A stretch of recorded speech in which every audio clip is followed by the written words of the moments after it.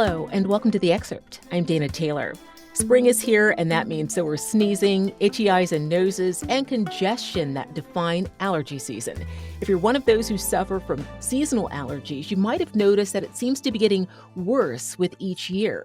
Even if you didn't suffer regularly from pollen allergies in the past, you might have noticed that you are now.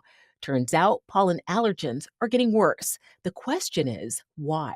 To help us understand all the forces at play and what we can do to minimize our suffering is Lew Ziska, Associate Professor at the Mailman School of Public Health at Columbia University. Thanks for joining me, Lew.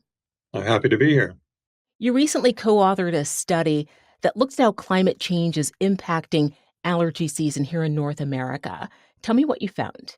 We've been looking at the role of changing winters. The winters are becoming more mild and that they're starting later and spring is starting earlier and falls are being delayed.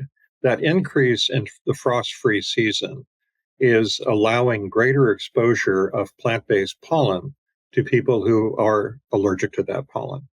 So with that change in seasonality, in addition to changes in carbon dioxide and other things that make plants grow more, we're seeing a increase in the overall amount of pollen, but also the time in which you're exposed to that pollen. So we think those are two of the underlying reasons why the pollen season is becoming more severe. It makes sense that with longer periods of warmth, plants have longer flowering seasons, but climate change also affects the range of where plants can grow.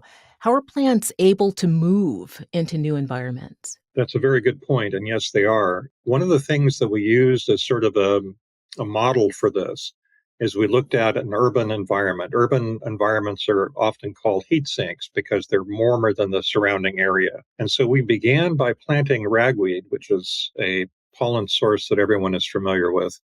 But we planted ragweed in a rural area in a farm, and then we put the same ragweed in the same soil along this transect from the farm to downtown Baltimore. And what we found doing so was that the warmer temperatures in Baltimore, the longer growing season in Baltimore, the increased carbon dioxide in Baltimore allowed for an average ragweed plant to produce 10 times more pollen in that environment than it did out in the rural environment.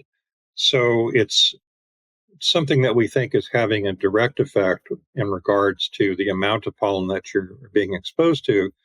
But that rural to urban transect is sort of a harbinger, if you will, of things to come with respect to climate overall.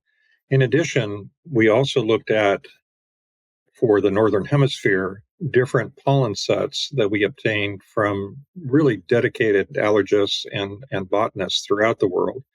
And seeing that in the last 20 years or so, that what we were seeing at the city level is also occurring globally, at least for the Northern Hemisphere. One factor in how bad allergies are is the concentration of allergens. How has the concentration of pollen in the air changed over the years? We're seeing increasing changes with regard to the sort of three stages of plant-based pollen. In the spring, it's primarily trees. In the summer, it drops off, but it's still there in terms of grasses and weeds. And then in the fall, it picks back up again with respect to ragweed, which is the primary pollen producer at that time. And what we're seeing is the concentrations are increasing, particularly in the springs and again in the falls, in regard to the amount of pollen. And also we're seeing that if you have storms that occur at that time, particularly lightning storms, what it can do is it can break the pollen apart. So it's not just one bit of pollen, but it's lots of little bits of pollen that in turn can inflame your lungs and make it even worse. So those are the things that we've observed so far. I wanted to ask, how do longer and more intense pollen seasons impact public health, particularly respiratory health? Well, they obviously have an effect in regard to undermining respiratory health, making it much more difficult. I know for myself,